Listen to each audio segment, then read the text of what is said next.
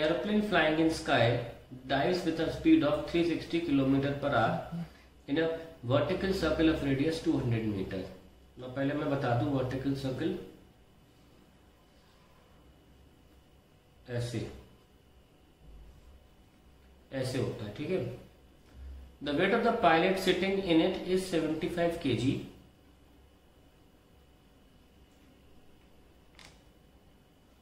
Calculate the force with which the pilot presses his seat when the aeroplane is at highest position at the lowest position. तो highest position ये है, यहाँ पर mg तो हमेशा नीचे ही लगता रहेगा, है ना। और एक और फोर्स होगा mv. अगर हम इस पर बंदे की नज़र से देखें, बेटर है कि हम नॉन इनर्शियल फ्रेम में जाके देखें, यानी कि जो व्यक्ति बैठा हुआ है प्लेन के अंदर वो कैसे अज्यूम करेगा। तो उस पर हमें सेंट्रीफ्यूगल हमेशा बाहर की तरफ लगता है, तो उस पर हम कहेंगे कि mv²/r सेंट्रीफ्यूगल बाहर लग जाएगा in with the frame of the aeroplane, यानी कि किसके फ्रेम में, एरोप्लेन में बैठकर। इन दोनों फोर्सेस को ये बैलेंस करेगा अपनी रिएक्शन फ्रॉम शीट से। तो यही तो क्या है, calculate the force with which the pilot presses his seat. तो जिस फोर्स से रिएक्शन मिलेगा that will be equal to the force which is pressing the seat.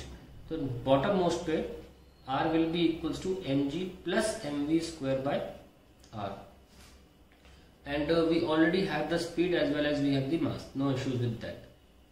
Now 75 mass common ले लो, g की वैल्यू 10 और वेलोसिटी स्क्वायर हमें कितना दे रखा है 360 किलोमीटर पर आवर। मैं कई बार बोल चुका हूँ कि 36 ले लो, 36 किलोमीटर पर आवर का मतलब होता है 10 मीटर पर सेकेंड, तो 360 का मतलब होगा 100। तो ये सब चीजें आपको पहले से कर लेनी चाहिए। 100 का स्क्वायर ना अपॉन रेडियस 200 है, ये लो 200, ठीक है। सो 75 10 प्लस 10,000 हो जाएगा, डिवाइड बाय 200 विल बी ये लो, ठीक है। It will be 50।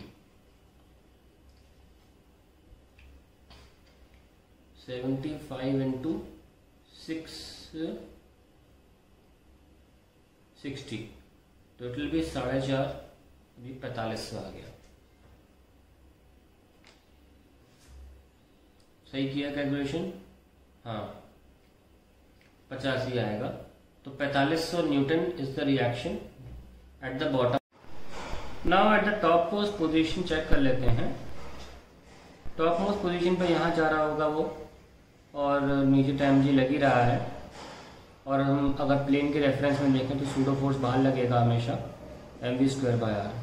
अभी भी हमने देखा कि mg जो है वो लेस देन mv²/r है, तो फिर रिएक्शन जो है वो ऊपर जो सीट से उसे प्राप्त हो रहा है। मान लो ये आदमी है ऐसे बैठा है, उल्टा हो गया ना अब तो रिएक्शन ऊपर नहीं लग सकती, फिर बैलेंस कैसे होगा। ऑलरेडी mv²/r mg से ज़्यादा है, तो यहाँ से हमने पता लगा लिया कि रिएक्शन का डायरेक्शन भी नीचे होना चाहिए। तो इस केस में क्योंकि ऊपर नीचे मोशन नहीं हो रहा है, now we can write mv²/r is equals to mg plus r, in this case mv²/r minus mg equals to r।